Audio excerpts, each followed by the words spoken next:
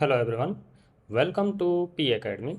In this video, we are going to study about what is circuit element. आज हम इस video में circuit element के बारे में पढ़ेंगे. What is circuit element? जैसा कि हम सभी जानते हैं, इलेक्ट्रिक सर्किट एलिमेंट्स का एक सिंपल इंटरकनेक्शन होता है. A circuit element is the mathematical model of a two-terminal electrical device which cannot be subdivided into other two-terminal devices. Circuit element एक टू टर्मिनल इलेक्ट्रिकल डिवाइस का mathematical model होता है जिसको हम फर्दर किसी to terminal devices में सब divide ना कर सकें. A circuit element can be completely characterized by its voltage current relationship. किसी सर्किट एलिमेंट को हम उसके वोल्टेज करंट रिलेशनशिप से करेक्टराइज करते हैं. वोल्टेज करंट रिलेशनशिप को हम आइदर V = Fi और I = GV के फॉर्म में लिख सकते हैं. For example, in case of resistance I = V/R और V = I × R. तो इस तरीके से सर्किट एलिमेंट्स को आप वोल्टेज करंट रिलेशनशिप से करेक्टराइज कर सकते हैं. अगर हम सर्किट एलिमेंट्स को कैटेगराइज करना चाहें तो सर्किट एलिमेंट्स बेसिकली दो टाइप के होते हैं. First one, active elements. Active elements further चार टाइप्स के होते हैं: independent voltage source, independent current source, dependent voltage source and dependent current source. उसी तरीके से पैसिव एलिमेंट्स को अगर हम कैटेगराइज करना चाहें तो पैसिव एलिमेंट्स तीन टाइप्स के होते हैं. First one resistor, second one capacitor and third one is inductor. अब हम पैसिव एलिमेंट्स को देखते हैं.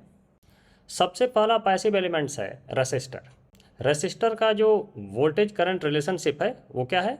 V = I × R where R is constant. Second passive element है कैपेसिटर, और कैपेसिटर का जो वोल्टेज करंट रिलेशनशिप है that is I = C dV/dt. And the third one that is inductor. इसकी जो वोल्टेज करंट रिलेशनशिप है V = L dI/dt where L is constant. तो इन तीन पैसिव एलिमेंट्स में दो पैसिव एलिमेंट्स का जो वोल्टेज करंट रिलेशनशिप है दैट इज V = Fi के फॉर्म में है, और एक जो कैपेसिटर है उसका voltage current relationship I = GV के फॉर्म में है. Now according to passive sign convention you can conclude that all these three elements consume power and so called passive elements. According to passive sign convention इन तीनों elements के लिए power की value positive होगी. So these are called passive elements. Now let's see active elements. पहला active element है independent voltage source. अब इसकी वोल्टेज करंट इक्वेशन क्या होगी? तो in case of independent voltage source V = V0 and I should belong to 0, infinity. यहाँ एक चीज़ ध्यान दीजिएगा कि जीरो इंक्लूडेड है एंड इन्फिनिटी एक्सक्लूडेड है. तो इंडिपेंडेंट वोल्टेज सोर्स को अगर हम डिफाइन करना चाहें तो कैसे डिफाइन करेंगे? Independent voltage source can provide constant terminal voltage irrespective of the current delivered by it, and also V and I are independent to each other. क्यों? क्योंकि करंट की वैल्यू चाहे कुछ भी हो, voltage V = V0 in case of independent voltage source. Now let's see independent current source. इसकी voltage current equation क्या होगी? I = I0 and V should belong to 0, infinity.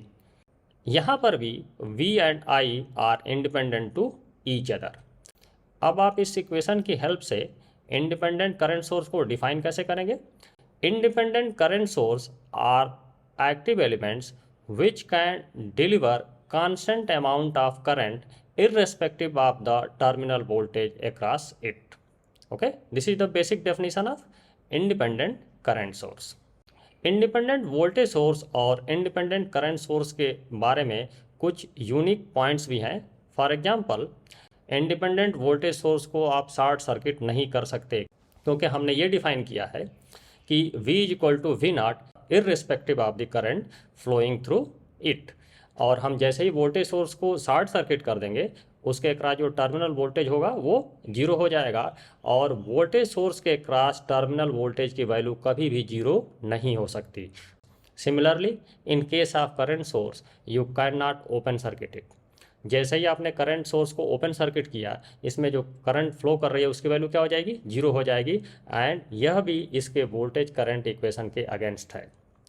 So independent voltage source should not be short circuited and independent current source should not be open circuited. Second important point ये है, in case of independent voltage source V is equal to V naught and I should belong to 0, infinity।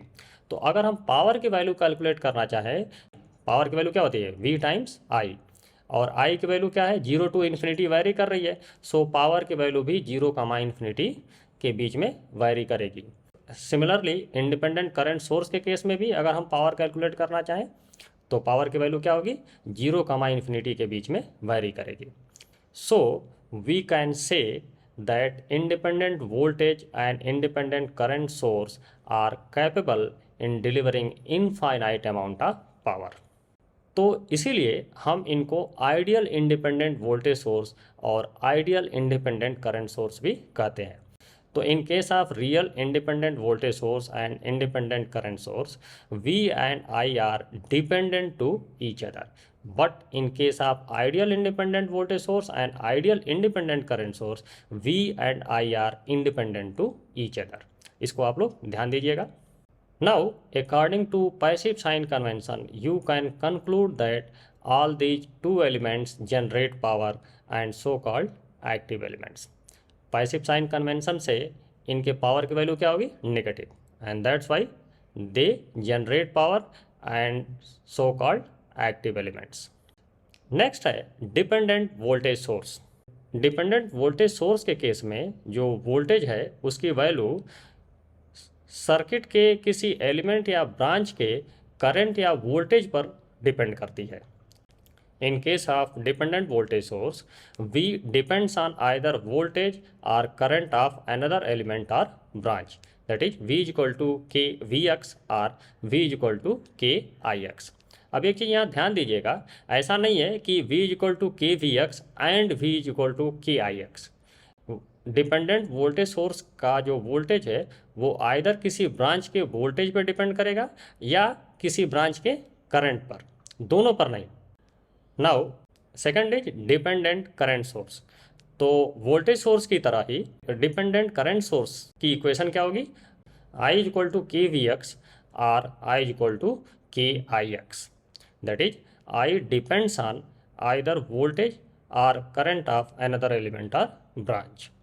Now according to passive sign convention you can conclude that these two elements generate power and so called active elements। Passive sign convention के according इन दोनों elements के power की value negative होगी and that's why these are called active elements. तो in summary circuit elements can be categorized at first one passive elements and second one active elements. Passive elements 3 type के होते हैं, resistor, capacitor and inductor, whereas active elements 4 types के होते हैं, independent voltage source, independent current source and dependent voltage source and dependent current source. This is all about circuit elements. आपको हमारा ये video कैसा लगा हमें कमेंट बॉक्स में ज़रूर बताएं, इसे अपने दोस्तों के साथ शेयर करें, और अभी तक आपने हमारे चैनल को सब्सक्राइब नहीं किया है तो प्लीज़ सब्सक्राइब करें। धन्यवाद।